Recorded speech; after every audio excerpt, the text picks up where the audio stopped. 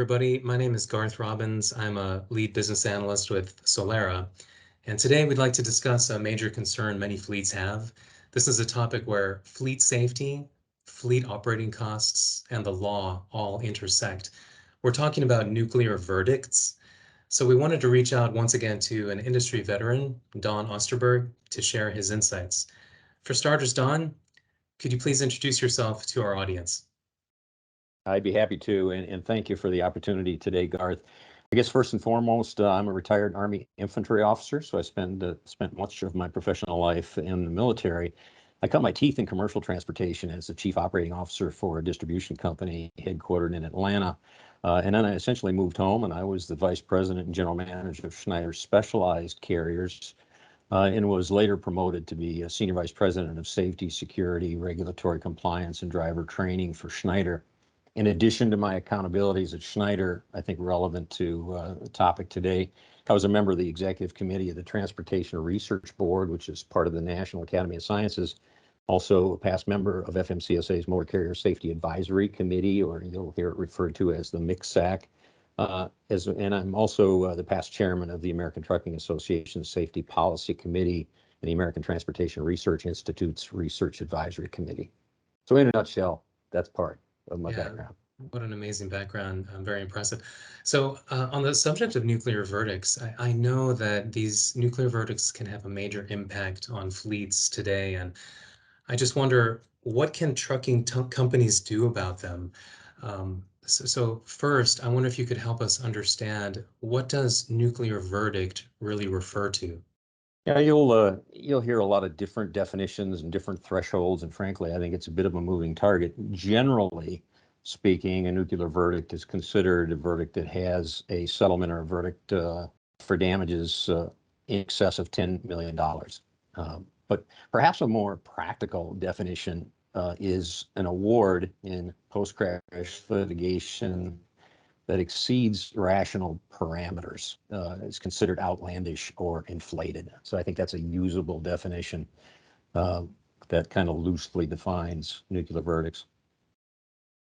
And what do you think leads to a nuclear verdict? How does this happen for a fleet?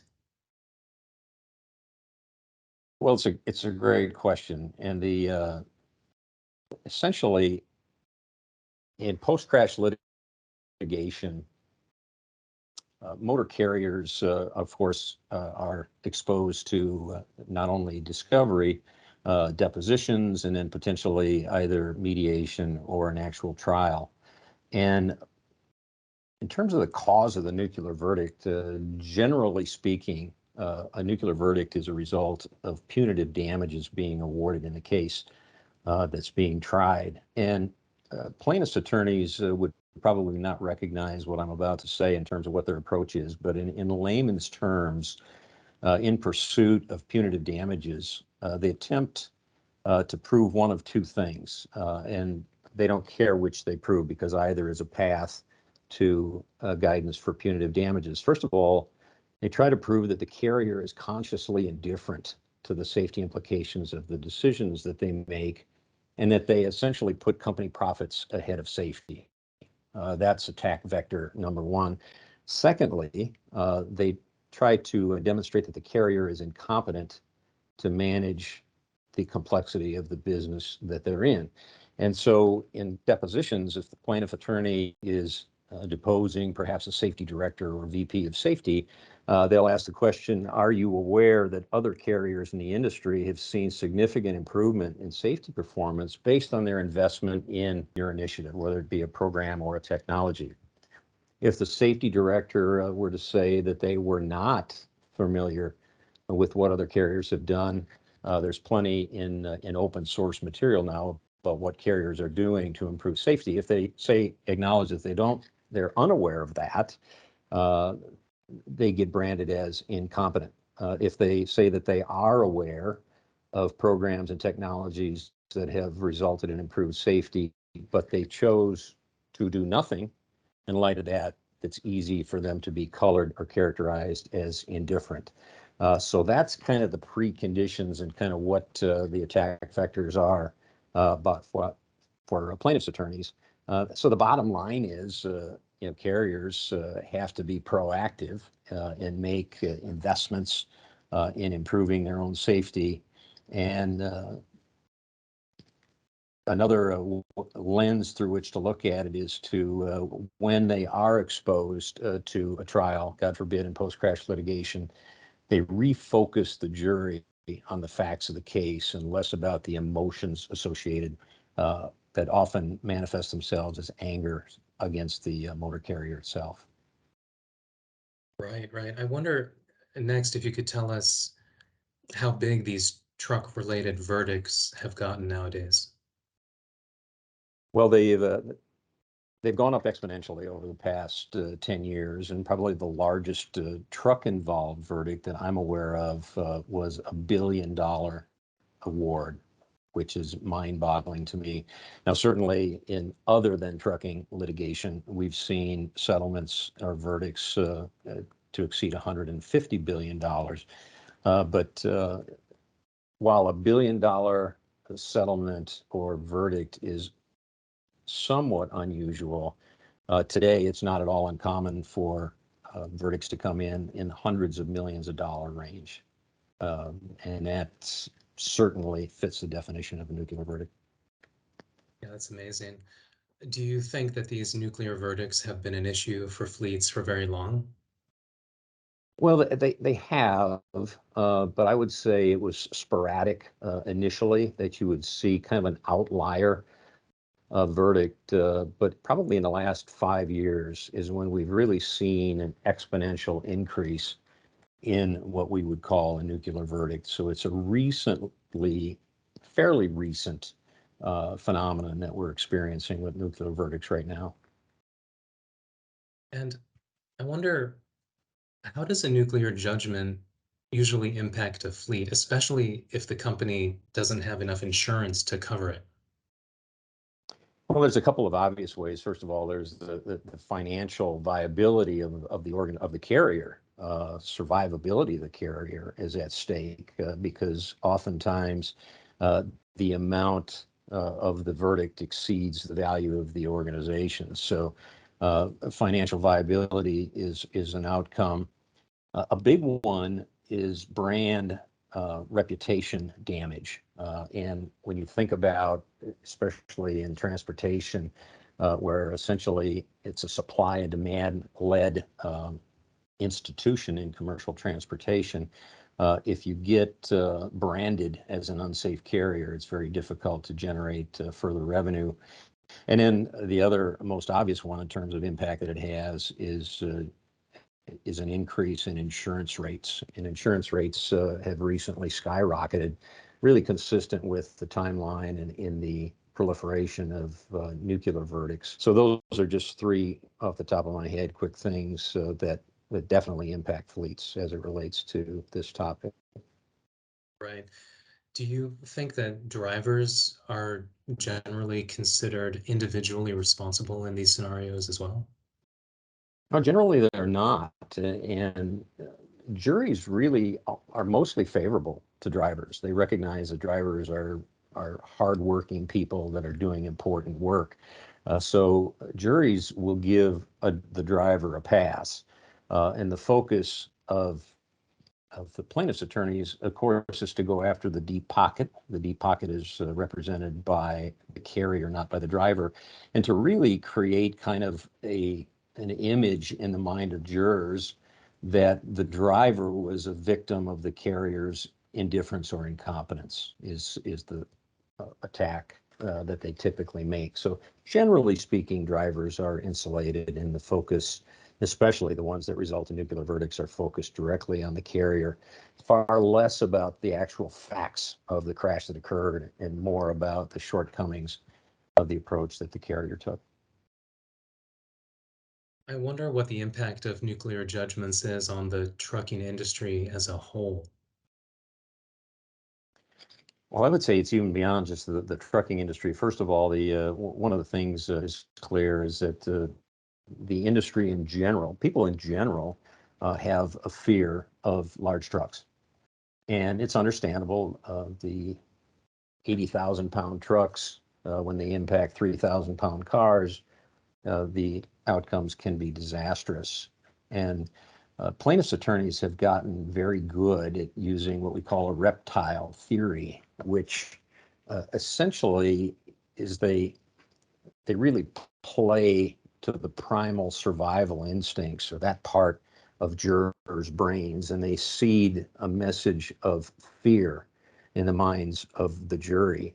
And then they follow with essentially saying that if you don't uh, find the defendant guilty and hit him with a big verdict in the only language they understand, which is financial, uh, you're doing a disservice. And they really play to the fear, which is often called the reptilian theory. And that was really born out of a book that was written back in 2009.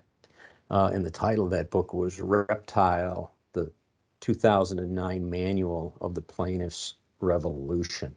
And I think the title is apt because what we're seeing right now is kind of a revolution in the way in which plaintiffs' attorneys go after really the whole industry. And so no one is completely insulated from that, but that phenomenon is real, and it's been used effectively here in recent years. I've heard of the legal concept standard of care in negligence law.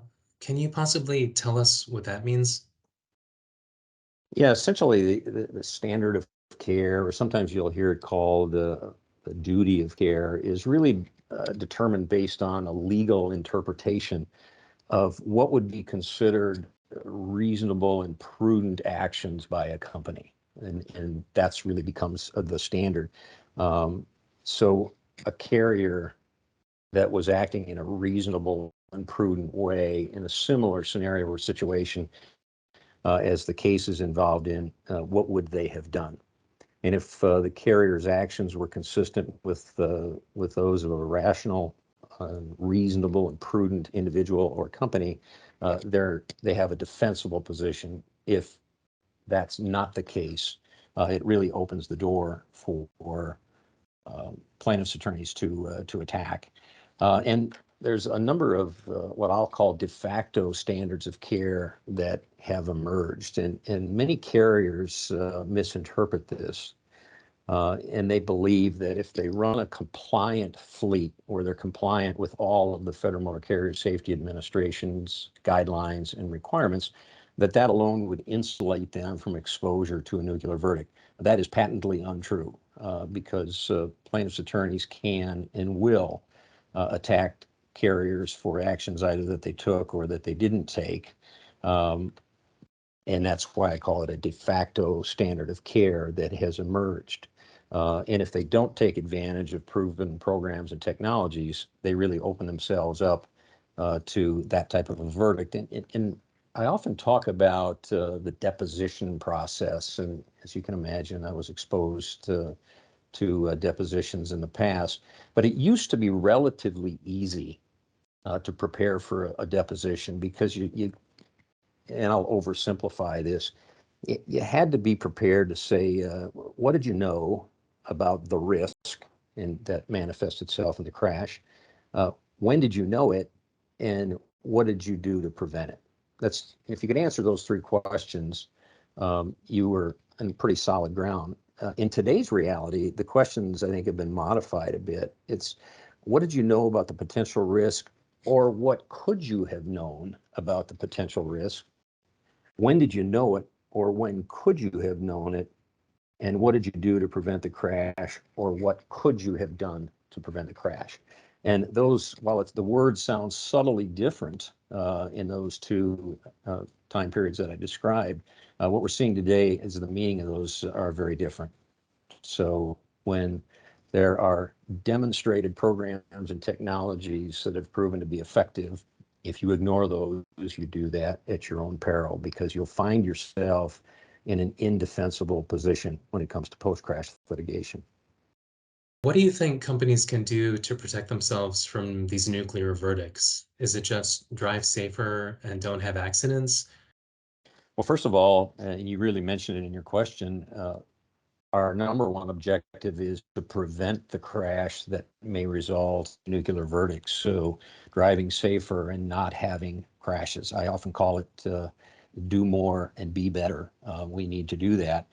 Secondly, and very important, is to create and lead a true culture of safety within your organization where you're unequivocal in communicating safety as a core value in order to relieve the tension between the competing demands that drivers and driver leaders may experience. And thirdly, I'd mention leveraging proven technologies and programs that have demonstrated to be effective. And there's a couple of examples. Certainly, video-based safety programs have proven to be to help carriers improve their safety performance. Active collision mitigation is another example. There's a lot being done now in blind spot monitoring enhancements through cameras and other things, which is proven to be quite effective in minimizing lane change accidents and so on. So there's a myriad of other technologies and systems to use, but that's just a couple of examples.